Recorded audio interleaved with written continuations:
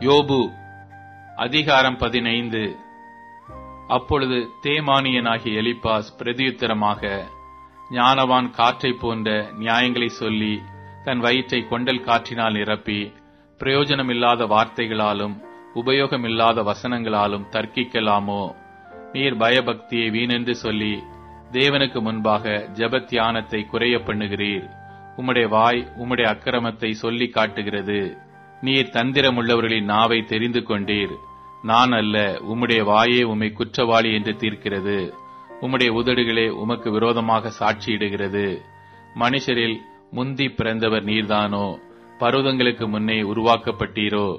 நீர் தேவனுடைய ரகசிய ஆலோசனையை கேட்டு ஞானத்தை உம்மிடமாய் சேர்த்துக் கொண்டீரோ?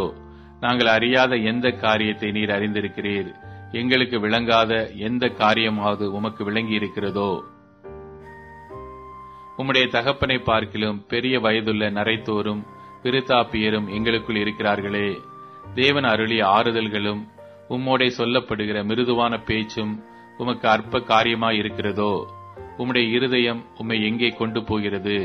உம்முடைய கண்கள் நெறித்து பார்க்கிறது என்ன? தேவனுக்கு விரோதமாக உம்முடைய ஆவியை எழுப்பி உம்முடைய வாயிலிருந்து வசனங்களை புறப்பட பண்ணுகிறீர்.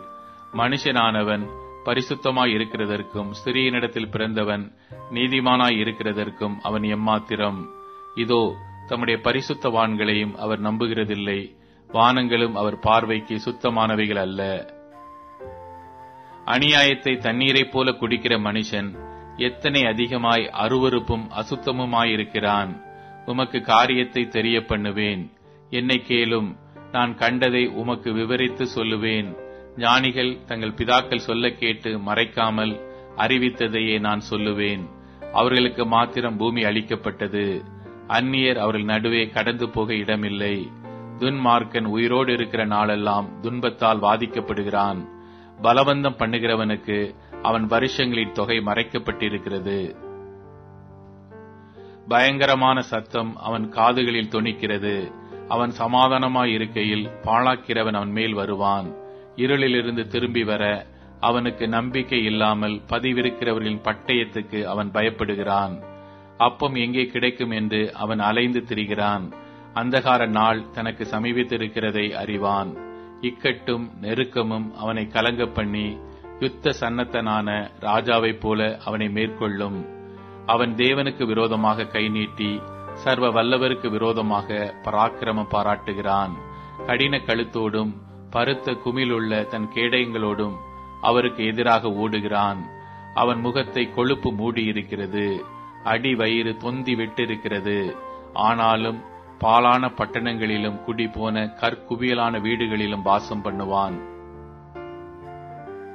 அவன் ஐஸ்வர்யவானாவதும் இல்லை, அவன் ஆஸ்தி நிலைப்பதும் இல்லை. அப்படிப்பட்டவர்களின் செல்வம் பூமியில் நீடித்திருப்பதில்லை. இருளுக்கு அவன் தப்புவதில்லை. அக்கினி ஜுவாலை அவனுடைய கிளையை காய்ந்து போக பண்ணும். அவருடைய வாயின் சுவாசத்தால் அற்று போவான். வழி தப்பினவன் மாயையை நம்பானாக. நம்பினால் மாயையே அவன் பலனாயிருக்கும். அது அவன் நாள் வருமுன்னே அவனுக்கு பூரணமாய் பலிக்கும்.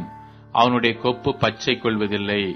பிஞ்சுகள் உதிர்ந்து போகிற திராட்சை செடியைப் போலவும் பூக்கள் உதிர்ந்து போகிற ஒலிவ மரத்தைப் போலவும் அவன் இருப்பான். மாயக்காரரின் கூட்டம் வெறுமையாய்ப்போம். பரிதானம் வாங்கினவர்களின் கூடாரங்களை அக்கினி பட்சிக்கும். அப்படிப்பட்டவன் அநியாயத்தை கற்பம் தரித்து அக்கிரமத்தை பெறுகிறான். அவர்கள் கற்பம் மாயையை பிறப்பிக்கும் என்றான்.